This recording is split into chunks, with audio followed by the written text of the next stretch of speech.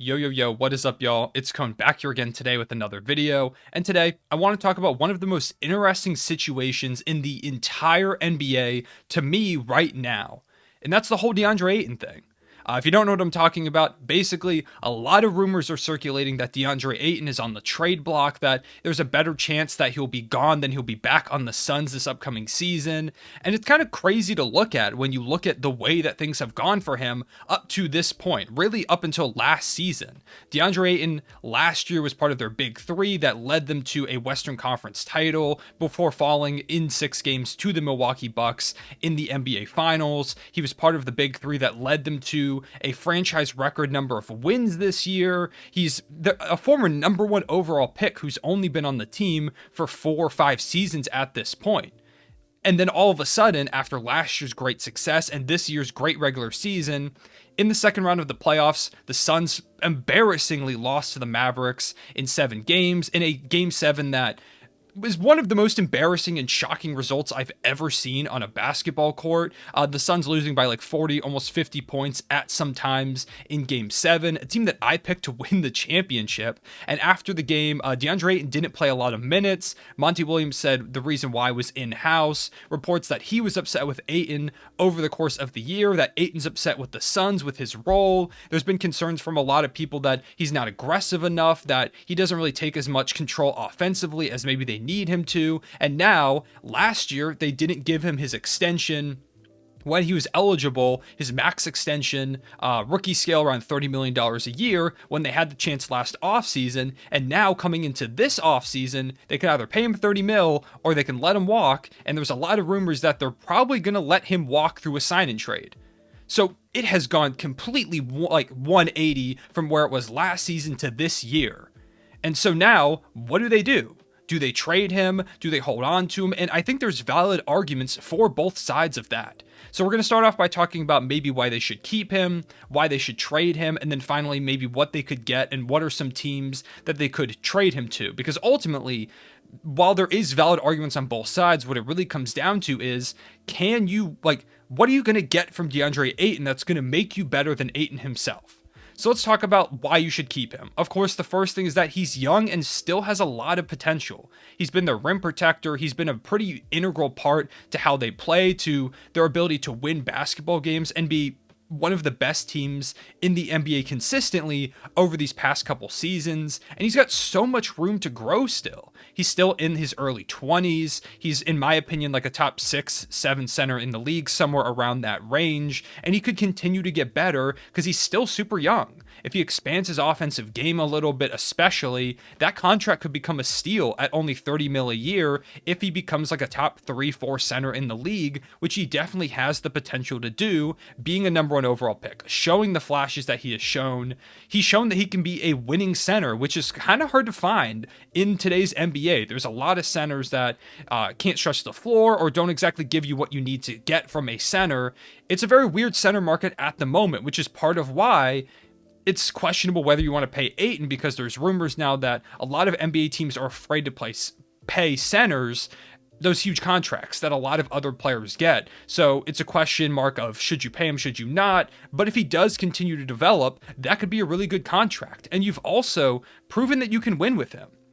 Sure, they didn't win the NBA Finals, but they won the West and they were 2 games away from winning it all. It took Giannis putting up 50 points in an elimination game and having an all-time great Finals performance to take them out.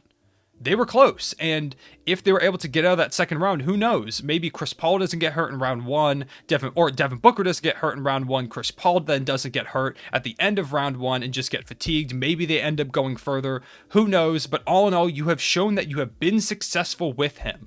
So maybe you just hold on to him. Maybe you try and improve around those 4 guys of Mikal Bridges, Chris Paul, Devin Booker, Deandre Ayton. You've also got like Cam Johnson, and you trade around some of those other pieces, maybe some draft picks to just improve around those guys, but you keep the core together, you keep Ayton. Of course, that's assuming that he's happy and ultimately does want to stay in Phoenix, because if he wants to go, he's going to go. Now, why do you trade him? A lot of reasons, if I'm being quite honest. The first thing is that if you do want to get better, which I think they need to, he's your most valuable asset. Because right now you can get him under team control if you're one of those other teams that wants him for like 4 years. 5 years even. I forget what the rookie max extension is, but you can have him for a very long period of time. And if he says he wants to be there in your team, then you've got this young former first overall pick in his early 20s under long-term contract. That's huge. That's huge for a team.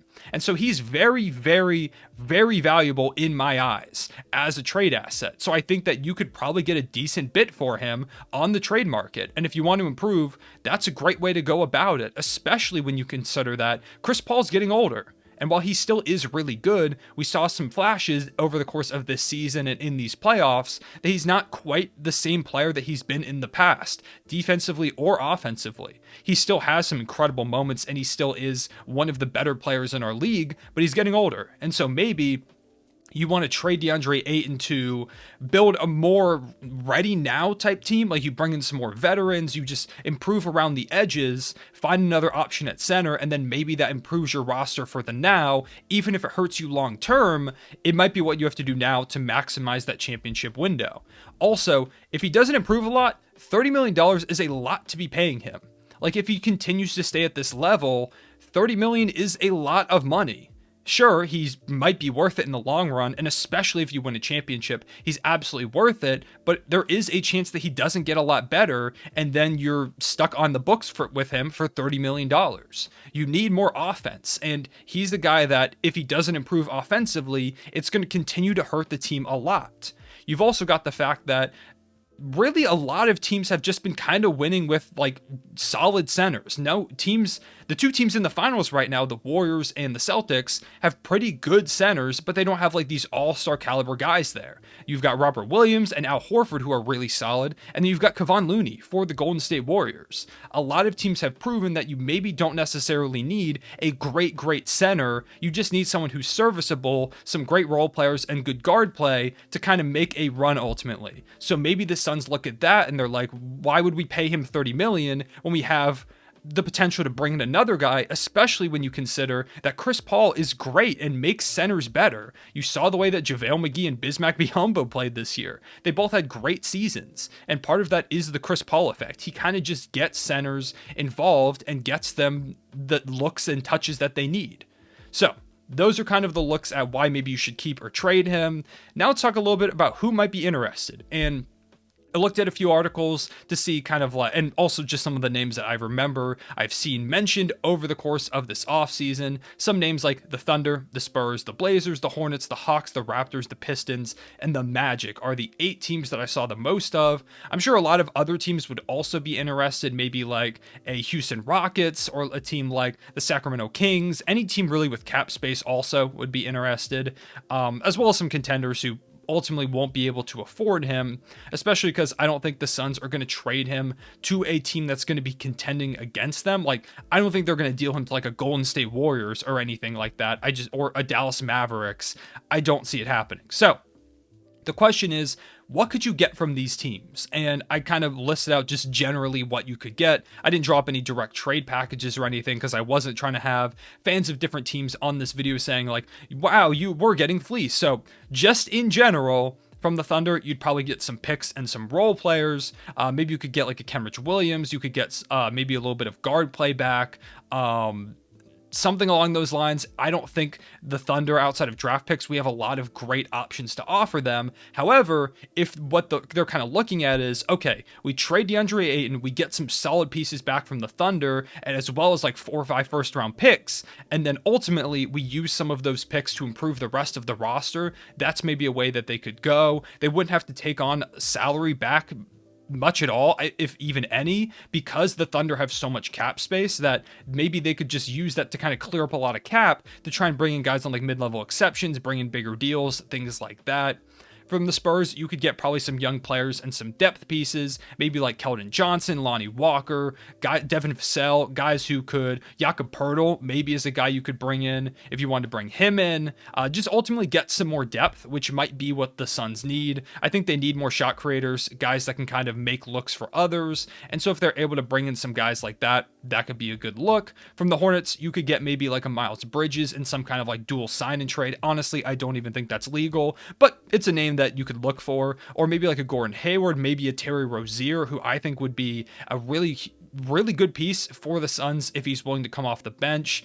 From the Hawks, you could get like a DeAndre Hunter and a Clint Capella maybe, which that's one that really interests me. If the Hawks are looking to move on from Clint Capella, go younger at the center with DeAndre Ayton, who kind of maybe will match Trae Young a little bit better. He's younger, he's been healthier than Clint Capella, who really has kind of struggled with some injuries recently. That could be a great option. You get another great 3-and-D wing in DeAndre Hunter to put along Mikal Bridges, and Clint Capella, while he's not DeAndre Ayton, gives you kind of a similar mold of a guy who can catch some lobs, who can defend the rim, and if he stays healthy, he's going to be a good option for you. So that's kind of one of my favorite ideas. The Raptors, you could maybe get like OG Anunoby, who's reportedly somewhat on the trade market, or could be maybe had on the trade market. Other people said Pascal Siakam maybe going to the Suns, but I don't see the Raptors giving him up after the season he just had. Pistons, maybe like a Jeremy Grant and some other role players, some picks as well. Magic could get you some young players, but ultimately, I think my favorites are like the Hornets or like the Hawks. The Raptors, if they're willing to give you Siakam, I think you take that and run, although I don't think they will. So that's just kind of a look at maybe some of the things that you could get for DeAndre Ayton on the market. And so when we look at all of that, the question of if they should trade him or not, I think maybe they should. I think they could get some decent value. It all, of course, depends on the package. If you can get a deal like maybe the one I mentioned from the Hawks or something like that, then I think that's something you should definitely consider. Because Ayton, if he's unhappy, if there's been tension in the locker room, you can't risk that. You want to try and get better now to try and win in this moment with Chris Paul, with Devin Booker. Because as Chris Paul gets older, it's going to get harder and harder to win. You can't let that championship window close, especially when the rest of the teams are getting better in the West. You've got to keep getting better. You've got to try and improve. And so ultimately, I think it might be time to trade DeAndre Ayton. So those are my thoughts on the Phoenix Suns on DeAndre Ayton situation. Let me know what your thoughts are in the comment section below. Do you think that they should trade him, or do you think that they should hold on to him? And if you do think they should trade him, or even if you don't, what packages do you like, whether it's from your favorite team or another team for DeAndre Ayton? Please let me know all that in the comment section below. But for right now, I appreciate y'all watching. Please leave a like and subscribe if you did enjoy. Helps me out a ton. I appreciate y'all watching, and I'll see y'all later.